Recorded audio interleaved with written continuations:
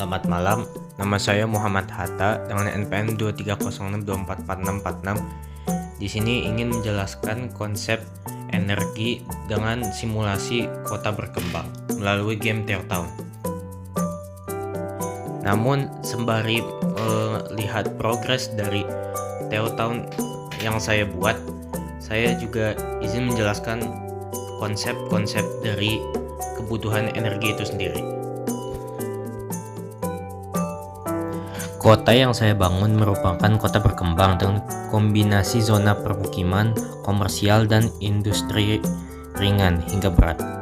Konsep ini dipilih karena mencerminkan pola umum perkembangan kota di dunia nyata, di mana peningkatan populasi dan aktivitas ekonomi menyebabkan peningkatan kebutuhan energi.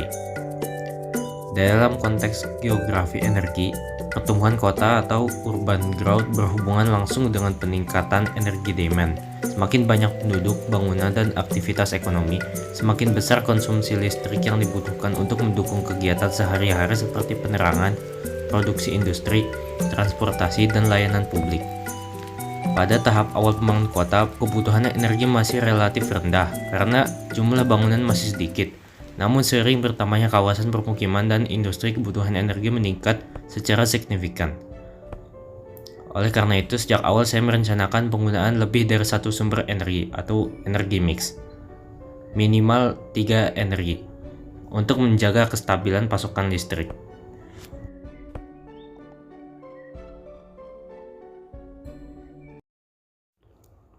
Kawasan industri menjadi salah satu area dengan permintaan energi paling tinggi, karena aktivitas produksi membutuhkan listrik dengan jumlah besar.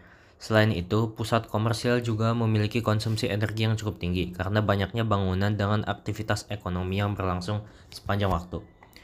Infrastruktur energi seperti pembangkit listrik ditempatkan di area yang memiliki jarak tertentu dari permukiman. Hal ini dilakukan untuk mensimulasikan pertimbangan spasial yang sering digunakan di dunia nyata, di mana pembangkit listrik berbasis fosil cenderung ditempatkan di pinggiran kota untuk mengurangi dampak lingkungan terhadap masyarakat.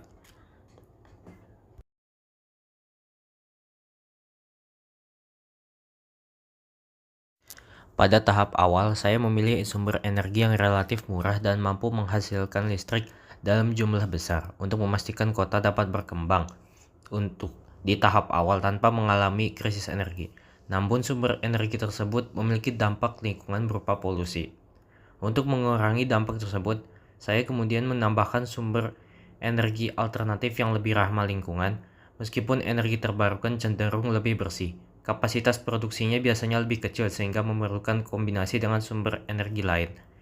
Trade-off yang terlihat dalam simulasi ini antara lain adalah pilihan antara biaya dan dampak lingkungan, serta antara stabilitas pasokan energi dan keberlanjutan jangka panjang.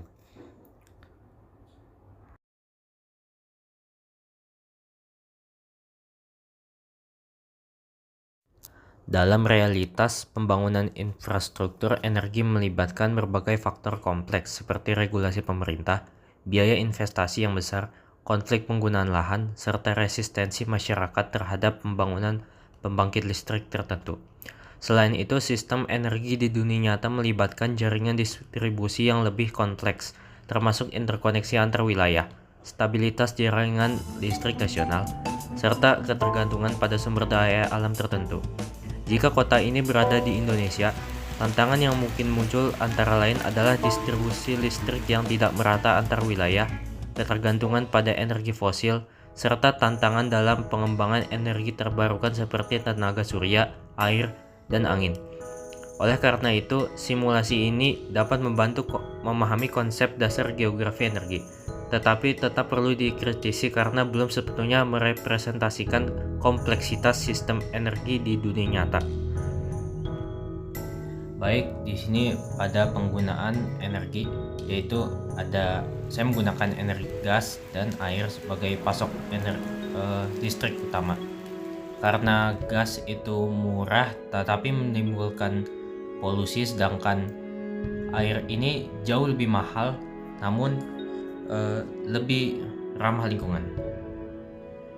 Lalu di sini energi yang ketiga yaitu energi yang menggunakan tenaga angin, yaitu kincir angin, untuk memasok listrik ke area pertanian, dan ini sangat strategis karena jauh dari